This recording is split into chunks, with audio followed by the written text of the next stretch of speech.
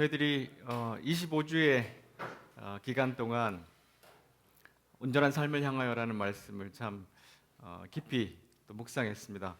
지난주에 잠깐 나눴던 것처럼 김남호 대표님이 그 커리큘럼을 다 이제 보시고 설교도 듣고 하셨는데, 야, 이거 대학 전문 강의를 한 것 같다 할 정도로 깊이도 있었고 또 내용도 있었고, 그래서 여러분들이 아주 막 25주를 설교 들을 때마다 좀 저도 그랬고 여러분들이 막 되게 긴장하고 이렇게 힘이 많이 들었지 않나 그런 생각이 좀 들기도 했습니다. 그래서 오늘은 명절을 지혜롭게 보내려면 이런 제목으로 말씀을 전하려고 합니다. 이게 추석과 같은 명절이 왜 이게 우리나라뿐만 아니라 전 세계의 명절들이 많잖아요. 이게 왜 이렇게 명절들이 생기게 됐나, 유래들을 좀 찾아보니까 이 농경 사회에서 좀 시작이 됐던 것 같아요. 그래서 이 씨 뿌리고 거두고 이런 과정들이 다 이제 명절로 이렇게 연결이 되고, 특히 추석도 가을 추수를 하고 감사의 의미를 가지고 이제 명절을 지키는데, 우리 추석은 조금 달라요. 여러분, 그 미국 추석은 언제 있습니까? 땡스기빙은 11월 말쯤 있습니다. 그렇죠? 근데 이게 추수가 이미 끝났잖아요. 다 끝났는데 11월 말쯤에 있어요. 그래서 왜 이렇게 늦은 기간에 추수감사절을 했나 보니까, 그 사람들을 이제 메이플라워라는 배를 타고 영국에서 건너와서 한겨울이 지나면서 절반 이상이 죽었어요. 너무나 혹독하게. 근데 이제 그 다음 봄에 인디안들이 옥수수 심는 법을 알려줘서 살아남았어요. 그래서 그 살아남은 감사에 대한 이야기가 11월에 이제 있었게 됐고, 우리는 이게 추석이 좀 빠른 편이에요. 그러니까 추수가 다 끝나고 추석이 있는 게 아니라, 우리 추석의 가장 특징이 뭐냐면 햇곡식을 이제 제사로 올려요. 그렇죠? 그게 뭐냐면 추수가 시작됐습니다. 그래서 풍성한 가을 추수를 우리가 할 수 있도록 도와주십시오. 이런 의미가 이 추석에 있어요. 그렇게 이제 명절은 또한 종교적인 의미도 많습니다. 우리도 이 추석들이나 이런 것들이 일반 그 신앙하고 되게 평범한 일반 사람들이 살아가는 뭐 유교라든가 이런 것에 굉장히 많이 밀접하게 연결되어 있고, 우리 기독교들 봐서도 부활절, 그렇죠? 크리스마스, 이렇게 종교적 기원들이 있고요. 그 다음에 이 명절은 사람들이 막 모여가지고 음식을 풍성하게 만들어 놓고 먹고 막 게임도 하고 축제를 벌이고 친척들과 시간을 보내면서 공동체 의식을 고취하는 이런 이제 시간이라서 사회적 필요가 있었어요. 그리고 이제 문화적으로도 또 그 이 축제에, 명절에 이렇게 많은 의미를 두었죠. 그래서 나라마다 이런 축제들, 명절들이 항상 이렇게 풍성하게 있는 것을 발견하게 됩니다. 여러분, 우리나라에 4대 명절이 있습니다. 4대 명절. 혹시 아세요? 4대 명절. 여기 이제 그림에 있는데, 설날과 추석은 명절이라고 좀 우리가 이제 익숙한데, 여러분, 우리 4대 명절 중에 한식과 단어가 있습니다. 한식은 뭐냐? 하도 요즘 뭐 이렇게 서양식 많이 먹으니까 한국 음식만 먹어라. 그건 아니고 이제 차가울 한자예요. 이 차가울 한자에서 이날은 불을 사용하지 않고 음식을 먹어야 돼요.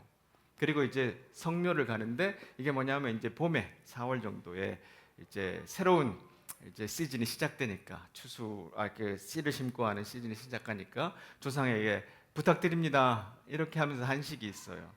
그 다음에 이제 단오는 이제 청포물에 이렇게 머리를 감고 그네 띄고 이러잖아요. 근데 야, 한식과 단오가 4대 명절이 있다. 우린 지금 거의 다 잊어버렸어요. 그래서 점점점 우리가 이 명절 이런 거에 대한 그 감각들, 이런 것들이 사라져 버리게 돼서 좀 안타깝기도 해요. 그래서 이게 뭐냐면 저희 집 제사 장면입니다. 우리 막내예요. 추석에 갑자기 주일 설교에 이 제사 장면이 등장하다니. 저희 집은 종갓집이라 1년에 제사가 15번 있습니다. 그래서 어릴 때부터 우리는 늘 제사 문화에 살았어요. 저희 어머니는 종갓집 이제 맏며느리라 제사 때문에 지긋지긋하다 할 정도로 매달 한두 번씩 제사를 해요. 근데 보시면 이제 음식들이 지금 많이 줄었는데, 제가 참 저는 제사 좋아했어요. 왜냐하면 한겨울에도 못 보는 과일들을, 그리고 지금은 잘 안 나잖아요. 근데 그때는 조기가 이런 조기들이 제사상에 막 올라와요. 그럼 끝나고 나면 파티예요. 그러니까 막 온 가족들이 둘러앉고 친척까지 다 와서 저기 이제 제사상을 2개 펼쳐놓고 다 둘러앉아가지고 사촌들 이야기 듣고 막 그러잖아요. 그러니까 저는 이 제사를 되게 좋아했어요. 근데 물론 이제 제가 고등학교 때 기독교인이 되고 난 다음에 제사 지내지 마라 이런 이야기를 하도 들어가지고 되게 힘들었어요. 근데 제가 이제 미국 신학교에 가서 이 문제를 가지고 교수들하고 이야기를 해봤습니다. 우리가 안 해야 되나? 그랬더니 그 교수가 꼭 그런 것만은 아니야. 왜냐하면 우리의 전통 문화 안에 깊이 들어와 있기 때문에 저것은 어떤 공동체를 묶어주는 하나의 수단이거든요. 그러니까 다른 방식으로도 뭐 변형을 조금 가능하게 하지만 우리는 아주 그 가족들 아니면 친척들 아니면 그 공동체가 지켰던 문화들을 좀 보존할 필요가 있어. 이런 이야기를 합니다. 근데 그분이 예를 들었던 것이 뭐냐면 선교사들이 이제 아프리카에 가보니까 추장들이 아내가 한 20명 되는 거예요. 그래서 개종을 하려면 한 명만 놔두고 19명은 다 보내야 돼. 이혼해야 돼. 그랬더니 추장이 하는 말이 그럼 다 굶어 죽어요. 그러니까 남편을 잃은 사람들을 아내로 붙여놓은 거예요. 근데 이제 서양 사람들은 딱 그 사고방식에 남편, 아내 그 1대1의 그런 일부 일처제를 딱 이제 고정관념을 갖고 있었잖아요. 그러니까 우리가 복음을 전하는 것과 그 문화 안에 들어가는 것을 잘 고려해야 되는 상황들이 있기도 해요. 그래서 우리가 저도 내일 내려갑니다만은 이런 이제 명절들을 우리가 막 이제 도시에 사니까 점점 잃어버리고 이 추석이 되면 막 이제 여행도 가기도 하고 하지만 사실 이 명절들을 다시 그 의미를 새겨보는 것들이 되게 필요한 그런 때가 되었어요. 특히 자녀들을 위해서. 자, 그래서 이제 추석이 첫 열배를 이렇게 핵곡식으로 이렇게 제사밥을 놓고 핵가열로 다 올려놓는데 성경에도 보면 첫 열매를 가져오려는 말씀이 되게 많아요. 그래서 출애굽기에서 보면 너희 땅에 가장 좋은 첫 열매를, 그러니까 이제 이스라엘이 가나안으로 들어가면 거기 젖과 흐르는 땅이잖아요. 그때는 만나가 그쳐요. 그러면 첫 번째 농사를 한 다음에 첫 열매를 하나님의 예배할 때 바쳐라. 너희 땅에서 거둔 가장 좋은 열매를 하나님이신 여호와의 집에 가져가라. 이런 레위기 신명기에도 이제 첫 곡식을 하나님 앞에 가져가라. 이런 이제 말씀 명령들이 꽤 많아요. 그 특별한 의미가 있습니다. 그건 좀 뒤에서 이야기를 할 것 같고요. 자, 그래서 오늘 읽은 말씀에도 보면 이 이스라엘들이 갖고 있는 이 삶들은 그들도 이제 어떤 농경 사회에도 기본을 두고 있었으니까 아주 추수와 연결되어 있지만 또한 그것이 하나님의 예배와 연결되어 있는 축제의 순간들이었어요. 그래서 오늘 말씀해 보시면 유월절을 지켜라. 그렇게 이야기를 하십니다. 유월절 여러분 이제 성경을 좀 아시는 분들은 잘 이해를 하시는데 어떤 절기예요? 말 그대로 1, 2, 3, 4, 5, 6월이 아니라 이 뛰어넘는다 하는 유월이에요.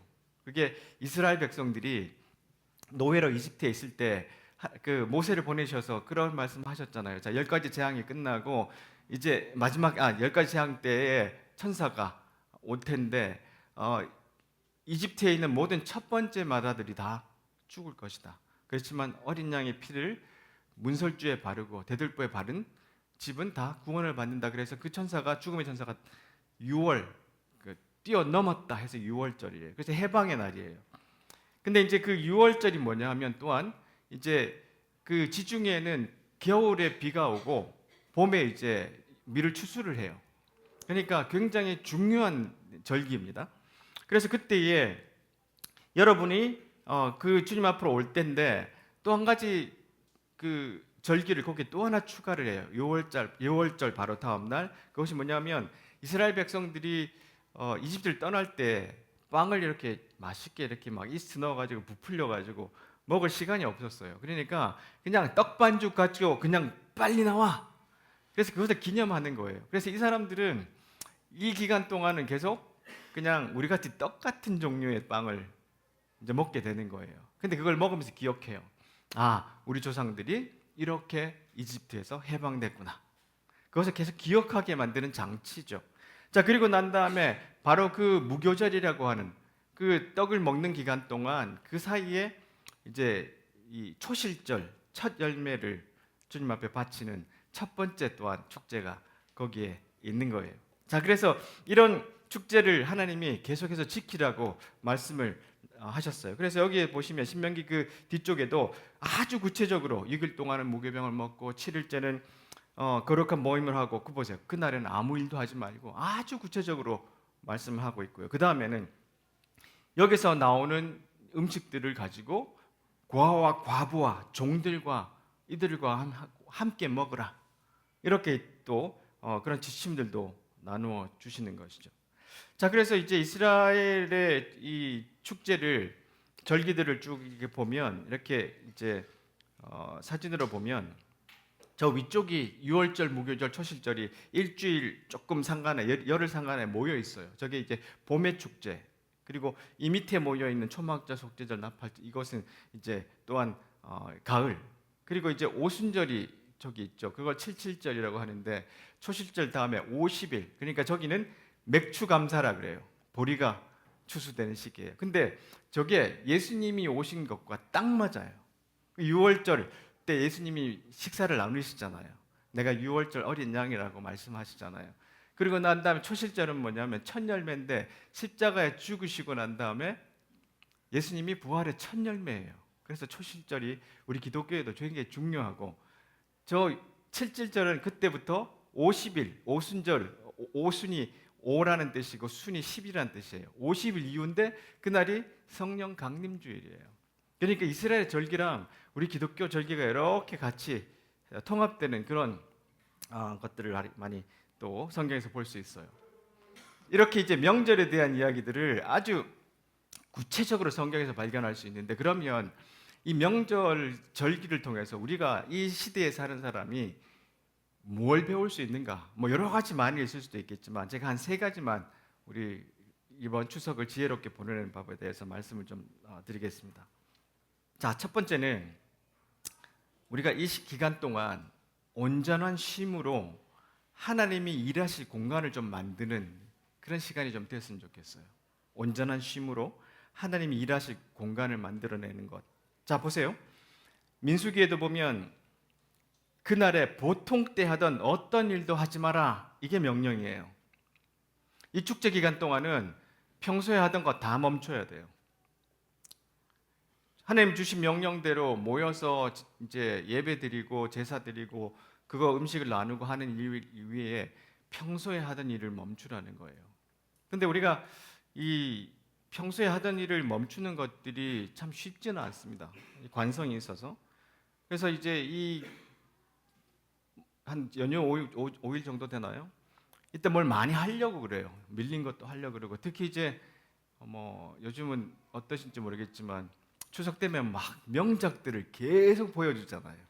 그럼 그걸 계속 막 그냥 식물 상태로 그것만 이제 보기도 하고 뭐 이러면서 하는데, 근데 이때 쉼은 좀 달라야 돼요. 완전히 보통 때 하던 데서 조금 유튜브도 내려놓고 TV 보는 것도 내려놓고, 그 주님 안에서 이렇게 모든 일을 한번 딱 멈춰주는 일들이 필요해요. 이 성경에 보면 아무 일 하지 말라는 이야기가 계속 나옵니다. 명절 때는. 출애굽기에 보면 음식을 준비하는 일 말고는 아무 일도 하지 마라. 레위기도 보세요. 7째 날 그 달 10일에 너희는 음식을 먹지 말고 일도 하지 말고 이스라엘 백성의 너희 가운데 사는 외국이나 다 쉬어라, 다 지켜라. 이런 이야기들이 계속해서 성경에 나옵니다. 민수기에도 거룩한 모임을 모여라, 그날에는 보통 때 하던 일 하지 마라. 그러니까 이 명절 기간 동안 우리가 이제 어디 가고 뭐 하고 막 이런 것도 필요할 수도 있습니다만은, 한 하루 정도, 이틀 정도는 딱 떼어놓고 주님 안에서 완전한 쉼, 그동안 보통 때 하던 일들을 멈추는 것들이 필요해요. 왜 그러냐? 피루사의 한병철 교수가, 철학자가 이런 이야기를 합니다. 우리 문명은 평온의 결핍으로 새로운 야만 상태로 치닫고 있다.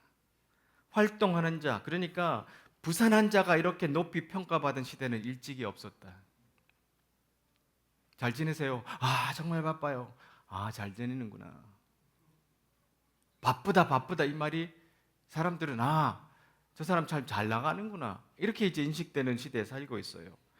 관조적인 면을 대대적으로 강화하는 것은 시급히 이루어져야 할 인간 성격 교정 작업 가운데 하나다. 그러니까 어떨 때는 이 속도를 멈추고 삶을 성찰하고 관조하는 것이 필요하다. 이런 이야기를 하고 있습니다. 자, 그리고 이제 시간의 한계라는 책에서는 또 이런 이야기를 해요.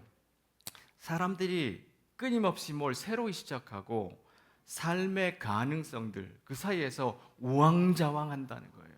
쉼도 없이 성찰도 없이 이거 해볼까 저거 해볼까 그 사이에서 왔다 갔다 하는 거예요. 그것은 바로 그들이 단 하나의 가능성을 완성하고 마무리하지 못하게 되었기 때문이다. 이 시간이 우리에게 오롯이 인식이 되고 그것이 우리의 삶의 매듭이 되려면 어떤 과정이 지나가고 성찰을 하고 그것을 메모지한다 그러나요? 딱 끝을 내고 난 다음에 새로운 것이 시작돼야 되는데 끝도 없이 계속해서 우왕좌왕해요. 그러니까 그 이재철 목사님이 쓴 책에도 매듭짓기라는 책에도 보면 대나무 이야기를 해요. 그 대나무 마디가 있잖아요. 그러니까 우리가 이렇게 자라는 것이 아니라 마디마디를 저어줘야 된다는 거예요. 그러려면 우리에게는 하던 일을 멈추고 지금 이 2014년 벌써 9월이잖아요. 그 지나온 시간들을 관조해보고 성찰해보는 순간들이 우리에게 꼭 필요해요. 근데 우리가 가속화, 계속해서 달리는 시간들 속에 살다 보니까 하나의 가능성에서 다른 가능성으로 어지럽게 날아다녀요. 그러니까 초조한 불안이 지나지 않은 그 상황들을 계속 보여주는데 삶은 결코 안식과 완결에 이르지 못해요. 그러니까 꼭 뭔가 하나는 매듭을 짓고 난 다음에 뭔가 다른 길도 나아가야 되는데 안식도 없고 완결도 없이 우리는 가속화되는 시대에 계속해서 이리저리 쓸려다녀요. 그러니까 이 추석 기간은 보통의 하던 때를 멈추고 일들을 멈추고 성찰하는 것들이 필요한 그런 순간들이라고 말할 수 있습니다. 이토록 멋진 휴식이라는 책에서 이런 이야기를 해요. 2019년도에 세계보건기구가 국제질병분류에서 이 번아웃이라는 현상에 대해서 주목하게 됐는데요. 오늘날은 스트레스, 불안, 환멸이 만연하며 이런 현상이 특히 20대, 30대가 있는 그 밀레니얼 세대에서 두드러지게 나타난대요. 중압감과 과로는 창의력을 억누르고 사회의 발목을 잡고 있다. 자신을 24시간 내내 효율적으로 관리할 수 있는 로봇처럼 부리고 싶더라도 우리는 분주한 일상과 거리를 둘 필요가 있다. 설령 하루도 빠짐없이 전력 질주할 수 있을지라도 그래서는 안 된다. 인간이 경험하는 멋진 일들은 대개 쉼과 성찰과 회복의 한복판에서 일어나기 때문이다. 우리의 심신은 끊임없이 시간과 지력을 독촉하는 압박과 요구에서 벗어나 숨 돌릴 곳이 필요하다. 그러니까 여러분들 혹시 개인적으로 그런 이제 삶의 리듬을 좀 만드셔서 피정이라는 표현도 있습니다. 피정이 이제 리트릿이라는 표현인데 우리가 수련회라고 말하지만 영어로는 리트릿이라고 그래요. 그러니까 전쟁에서 싸우다가 후퇴 이게 리트릿 하잖아요. 그게 뭐냐면 재정비의 시간이에요. 그러니까 우리가 이렇게 숨 돌릴 시간들을 가져야 되는데 이 추석이 좀 그랬으면 좋겠다 싶어요. 자, 그리고 이제 여러분들 혹시 음악을 좋아하시면 이분을 아실지 모르는데 류이치 사카모토라고 일본계의 음악가예요. 근데 이분은 뉴욕 베이스로 활동하시는 분인데 이분이 쓴 책의 제목이 참 좋아서 책을 사봤어요.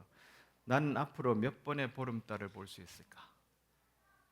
이게 이제 추석이 보름이 오잖아요. 보름달.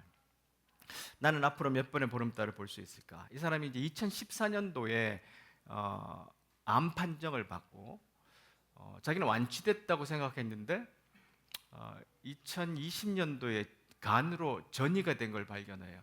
근데 이분은 굉장히 좋은 음악을 많이 만드는 또 실험적인 정신을 가졌던 분이에요. 근데 이분이 이제 병원에 있으면서 책을 읽다가 이 폴 볼스라는 사람이 이야기한 여기에 영감을 받아서 음악도 만들고 뭐 이제 글도 쓰고 했는데 제목이 나는 앞으로 몇 번의 보름달을 볼 수 있을까요? 어린 친구들은 더 오래 볼 수도 있지만 인간은 죽음을 예측할 수 없어요. 그렇죠? 인생은 마르지 않는 셈이라고 생각해요. 하지만 세상 모든 일은 고작 몇 차례 일어날까 말까다. 자신의 삶을 좌우했다고 생각할 정도로 소중한 어린 시절의 기억조차 앞으로 몇 번이나 더 떠올릴 수 있을지 모른다. 많아야 4-5번 정도겠지. 앞으로 몇 번이나 더 보름달을 바라볼 수 있을까? 기껏해야 20번 정도가 아닐까? 그러나 사람들은 기회가 무한하다고 여긴다. 근데 이분이 이제 2023년에 돌아가셨을 거예요, 아마. 제가 정확하게 네, 기억하면 네, 맞습니다. 71세로 돌아가셨는데요. 그래서 한국에 또 전시회가 열리고 그랬었어요. 우리가 삶이 무한하다, 말이 않는 셈이다, 그렇게 생각할 수 있지만 그렇지 않을 수 있다는 거예요. 그래서 우리가 오늘 내일 모레 떠오르는 저 추석의 보름달을, 한가위의 보름달을 얼마나 더 많이 볼 수 있을까. 그래서 이 추석 기간은 달을 보고 멈추고 성찰해 보는 시간이 되었으면 좋겠다는 겁니다. 그래야 하나님이 일하실 시간, 일하실 공간이 생겨요. 내가 멈추어야 하나님이 일하세요. 내가 쉼 없이 달리면 하나님이 그 사이에 개입할 수가 없어요. 성찰할 수 있도록 유튜브나 뭐 이렇게 넉넉히 계속 영화를 찾거나 컨텐츠를 찾거나 아니면 어디를 돌아다니는 것보다 쉬면서 깊이 한번 내 삶을 돌아보는 시간도 되었으면 좋겠어요. 한병철 씨가 이어서 이야기합니다. 존재는 활동하는 것으로 축소, 환원되지 않는다. 행동조차 단순한 노동으로 굳어버리지 않으려면 자체 내에 멈춤의 계기를 품고 있지 않으면 안 된다. 여러분, 우리가 스스로 멈추지 않으면 하나님이 멈추게 하십니다. 건강도 마찬가지예요. 내가 막 달리다 보면 아프게 돼요. 그래서 그런 시간을 품어야 되는데 행동의 숨돌림 속에는 정적이 있다. 행동하는 주체는 동작을 멈추면서 그 머뭇거림의 순간에 행동의 결단 앞에 펼쳐져 있는 측량할 수 없이 넓은 공간을 지각한다. 이 공간이란 말들을 오늘 좀 많이 기억했으면 좋겠어요. 그러니까 막 가속화로 움직이지 말고 하나님이 일하실 공간, 내가 숨 쉴 공간, 그리고 성찰할 공간들을 만들어야 되는데 헨리 나우엔이 이런 말씀을 하셨어요. 영적인 삶이란 하나님의 영이 인도하는 삶인데 예수님의 삶도 그 영이, 성령이 인도하셨다. 성령은 우리에게 죽음을 이기는 삶을 주신다. 어떻게 하면 우리가 이 성령을 만나고 성령의 음성을 듣고 성령의 인도를 받을 수 있을까? 그리 쉬운 일이 아니다. 세상에는 워낙 잡다한 일이 많고 우리의 주목을 끌려 하는 소리로 가득하기 때문입니다. 소음이 가득하죠. 성령을 느끼고 경험할 수 있는 공간, 성령의 음성을 듣고 반응할 수 있는 공간이 필요하다. 우리가 하나님께 그런 공간을 내어드릴 수 있을까? 지금 우리 삶 속에 성령이 우리의 주목을 끄실 만한 공간이 있는가? 그래서 우리가 이 추석 동안 보통 때 하던 일을 멈추고 하나님 앞에서 좀 개인적으로 다가가서 하나님이 일하실 공간을 이렇게 내어드리는 그런 과정의 시간이 꼭 필요하고 그렇게 되는 여러분들이 되시기를 간절히 바랍니다. 두 번째로는 감사로 내 영혼의 숨쉴 공간을 만들어라. 내 영혼의 숨쉴 공간이 필요해요. 지금 모든 것이 빡빡하게 이렇게 긴장 상태로 지나왔어요. 근데 이거를 풀어내려면 가장 좋은 키가 뭐냐면 감사라고 해요. 우리는 이런 이야기를 많이 들어왔잖아요. 감사가 얼마나 필요한지. 그런데 이것은 꼭 다시 한번 우리가 깨달아야 될 것이에요. 마지막 때에 보면 여기에 중요한 마지막 때의 사람들의 특징 중에 하나가 뭐냐면 감사하지 않고예요. 우리가 감사하지 않는 사람들이 되면 굉장히 사람들이 냉혹해져요. 그래서 성경에서도 항상 보면 이 감사하지 않는 것에 대해서 큰 경고를 주고 있습니다. 로마서에도 보시면 하나님을 알면서도 하나님을 영화롭게 하지도 않고 감사하지도 않아요. 그러니까 우리가 감사가 얼마나 필요하냐면 우리 안에 숨쉴 공간이 생기려면 이 감사를 통해서 그 공간이 만들어진다는 거예요. 감사 재발견이라는 책은 2014년에 아주 큰 돈을 들여서 뇌과학자들에게 프로젝트를 맡겼어요. 이 감사가 우리에게 어떤 영향을 미치는가. 그래서 아주 많은 돈이 들여진 연구로 나온 책이라고 그렇게 이야기를 합니다. 근데 이 감사는 내추럴하지 않대요. 보세요. 인간 내면에 깊이 뿌리 내린 우리 심리적 성향의 정면으로 거스른다. 그중 하나가 자기 중심적 편향. 잘 되면 내 탓, 안 되면 남 탓, 아니면 상황 탓을 하는데, 그 성향을 자기 중심적 편향이라고 말하는데, 감사는 환경을 통제하고픈 욕구와도 충돌한다. 마지막으로 감사는 콩 심은데 콩 남다는 공평한 가설과도 모순을 빚는다. 선한 사람은 흥하고 나쁜 사람은 망하지만 어디 인생이 그렇게 흘러가던가. 때로는 선한 사람이 망하고 나쁜 사람이 흥하기도 한다. 우리는 스스로 창조자라고 여기며 마음대로 살고 싶어 한다. 우리가 받는 걸 당연시한다. 온갖 좋은 일이 다 내가 잘해서 일어났다는 착각에 곧잘 빠진다. 사실 죄다 우리가 피땀 흘려 획득한 거 아닌가? 우리는 그런 자격이 있지 않은가? 이렇게 감사를 거부하는 것이 우리 속에 아주 편향으로, 아니면 이렇게 내추럴하게 이렇게 작동되어 있다는 거예요. 그래서 이 감사를 하려면 많은 스스로의 노력이 필요하대요. 저절로 감사가 안 된다는 거예요. 감사하면 달라지는 것들이란 책에서는 보세요. 감사는 행복보다 더 깊은 울림을 주는 감정이다. 행복한 순간은 순식간에 지나가기 마련이다. 감사를 느끼려면 감정적으로 적극적인 관여가 필요하다. 저절로 행복처럼 느껴지는 게 아니라 적극적으로 감사해야 된대요. 자동으로 감사를 느낄 수 있는 것이 아니라 적극적으로 그 감정을 느끼고 경험해야 된다는 거예요. 그러니까 감사는 시간을 내 가지고 감사할 수 있도록 자기가 집중하고 그 리스트를 만들거나 기도 안에서 그 감사를 주님 앞에 드릴 수 있어야 돼요. 계속해서 감사의 재발견의 책에서 감사는 이런 거다. 첫 번째는 감사는 감사거리를 알아채는 경험이다. 아, 이거 감사할 거리네. 당연한 거야. 내가 잘한 거야. 이건 원래 그런 거지. 그게 아니라 이건 감사거리야. 이렇게 알아채야 된다는 거예요. 그래서 감사는 무언가가 주어졌을 때 가던 길을 멈추고 그것에 주목하는 것이다.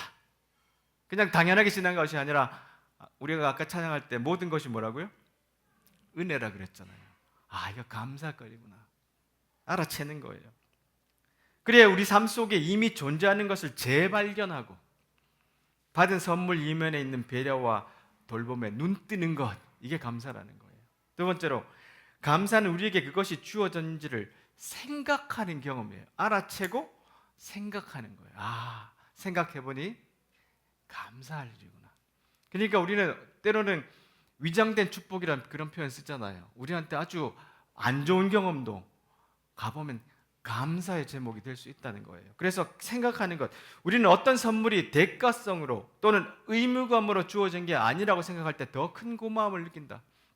왜 상대가 우리에게 이 선물을 주었는지 생각해보는 그 과정에서 감사가 깊어질 수 있다. 성경적으로 보면 우리가 은혜 받았다는 표현 쓰죠. 근데 은혜의 원래 뜻이 뭡니까? 선물이란 뜻이에요. 선물.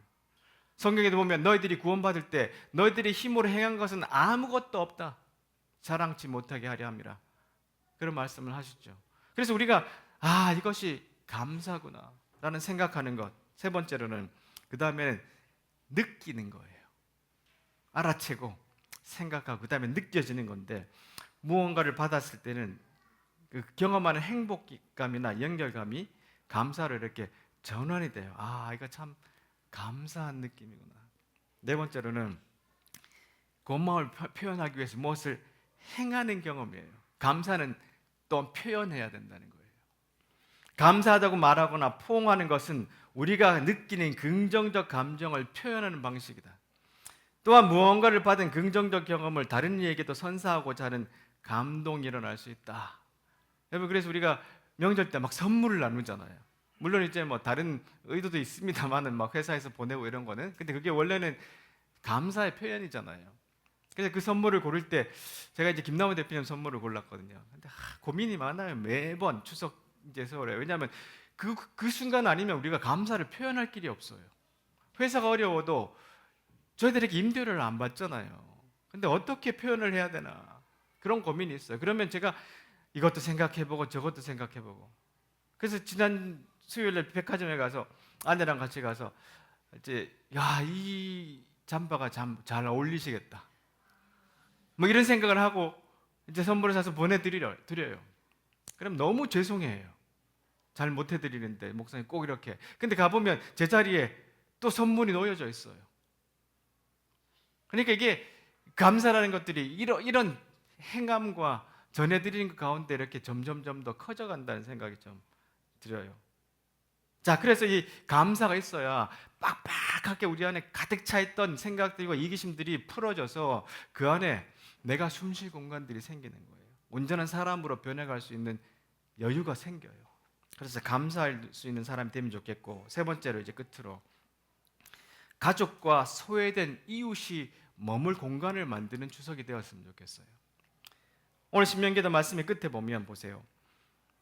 여러분의 여호와 앞에서 여러분의 자녀와 남종과 여종과 자기 땅이 없어 여러분 마을에 사는 레위 사람들 또 이방인들까지 그들 앞에서 가서 이 음식을 나누라는 거예요. 그러니까 이 성경에서 초실절에 음식을 가져와라, 뭐 이렇게 익은 걸 새로 만든 열매를 가져와라, 이게 왜 이러시는 거예요? 하나님은 못 드시잖아요. 왜 이러시는 걸까요? 모아서 바로 이런 사람들을 나누어 주는 그 목적이 또한 이 축제 안에, 명절 안에, 절기 안에 있는 거죠. 고리배 시대에 보면 우리가 사용하는 스마트폰 그리고 특히 소셜 미디어가 많은 세상을 어렵게 하는 역할을 해왔는데 주변 사람들을 향한 우리의 관심을 빼앗고 우리 내면에 자리한 최악의 것들을 부채질함으로써 분노와 종족주의로 우리를 몰아넣는 거예요. 그러니까 이 스마트폰이 아이들이 계속 쓰고 있는 것이 우리는 참 부모들은 안타깝잖아요. 근데 우리도 마찬가지예요. 그래서 명절에 여러분 이거 좀 내려놓고 식사할 때도 다 내려놓고 아이들과 좀 눈도 맞추고 그리고 이웃으로 좀 눈을 돌리는 우리의 명절이 되었으면 좋겠어요. 영적 발돋움에서 헬린 나오니 이런 이야기를 해요. 환대는 무엇보다 낯선 사람이 들어와서 적이 아닌 친구가 될 수 있는 자유로운 공간을 만들어주는 것을 말한다. 또한 사람을 변화시키는 것이 아니라 변화가 일어날 수 있는 자리를 그들에게 마련해 주는 거다. 근데 우리가 계속 이러고 있으면 못하잖아요. 그러니까 주목하고 그들이 자랄 수 있도록 환경을 만들어주는 것인데 나무를 자라게 할 수는 없지만 그 성장을 막는 잡초와 돌멩이는 치워질 수 있듯이 이런 개인적이고 사사로운 마음의 변화를 누구에게도 강요할 수 없지만 이런 변화가 일어날 수 있는 자리는 마련해 줄 수 있다. 그러니까 이 명절에도 눈을 좀 우리 아이들에게 한번 더 깊이 돌아보는 시간, 그리고 우리 주변에 어려움이 있나 없나 좀 돌아보는 시간. 이번 목요일에도 아내가 냉장고에서 이제 족발을 이만큼 꺼냈어요. 그걸 꺼내서 이제 사실은 여러 번 먹이려고 샀는데 제가 안 돼, 이제 환경 때문에 이거 안 돼. 근데 벌써 샀는데 어떡하겠어요. 그러니까 그거를 밤새 삶아가지고 다 썰어가지고 이 팩을 다, 그것도 이제 일회용 아니고 그냥 그 반찬통에 해가지고 목요일 밤에 1시에 가서 노숙자들 다 나눠줬어요. 수박이랑 막 해가지고. 그러니까 이렇게 돌아볼 수 있는 여유와 눈들을 좀 가질 수 있으면 좋겠다, 명절에. 이런 마음도 좀 있습니다. 자, 끝으로 이제 역설이라는 책에서 파크세이 파머가 이런 이야기를 합니다. 단언컨대 이는 회심의 문제, 말 그대로 돌아서는 일이다. 우리가 살던 그 바쁜 세상에서 잠시 돌아서서 시간을 가지고 공간을 가지고 세상의 결핍 논리를 가져와 그것을 뒤집어 엎는 일이기 때문이다. 움켜잡으면 없어지고 내려놓으면 풍성해진다. 노래 기억하시죠? 우리 찬양. 하나님이 결핍을 두려워하는 우리에게 바라시는 것은 탐욕으로 가득 찬 자본주의가 아니라 우리가 추구하는 정체성과 안위를 결코 돈으로는 살 수 없다는 영적 통찰이다. 이게 우리 추석 기간 동안 좀 영적 통찰들이 생겼으면 좋겠어요. 우리 정체성과 안위는 모든 것을 내려놓고 하나님의 은혜 가운데 살아갈 때만 찾아온다. 우리가 세상 사람들 다 달려가는데 난 좀 보통 때 하던 일을 멈추고 관주하고 성찰해야 된다? 불안하죠. 근데 여기 할 수 있는 가장 중요한 건 뭔가요? 하나님이 우리 안에서 일하실 것이라는 믿음, 이것이 있어야 이렇게 할 수 있다는 거예요. 그래서 우리의 이 표현은 우리 신앙의 삶의 간증이기도 하고 표현이기도 합니다. 말씀 맺겠습니다. 오늘 여러분들이 이제 돌아가셔서 추석 명절을 이제 3, 4일 보내실 텐데 그동안 공간들을 만들어내시는 시간, 하나님이 일하실 공간을 좀 멈추면서 만들어내시고 감사로 내 안에 가득 찼던 이기심들 좀 몰아내고 달려왔던 시간들을 좀 여유 있게 만들어서 내 안에 좀 숨 쉴 수 있는 공간, 내가 하나님을 닮아가는 모습으로 변해가는 공간들이 만들어지고 또한 나만이 아니라 우리 주위에 있는 아내, 남편, 부모님, 자녀, 친척들 그리고 주위에 있는 돌아볼 수 있는 사람들을 그들이 설 수 있는 공간들을 좀 만들어내는 시간들이 되기를 간절히 바랍니다. 기도하겠습니다.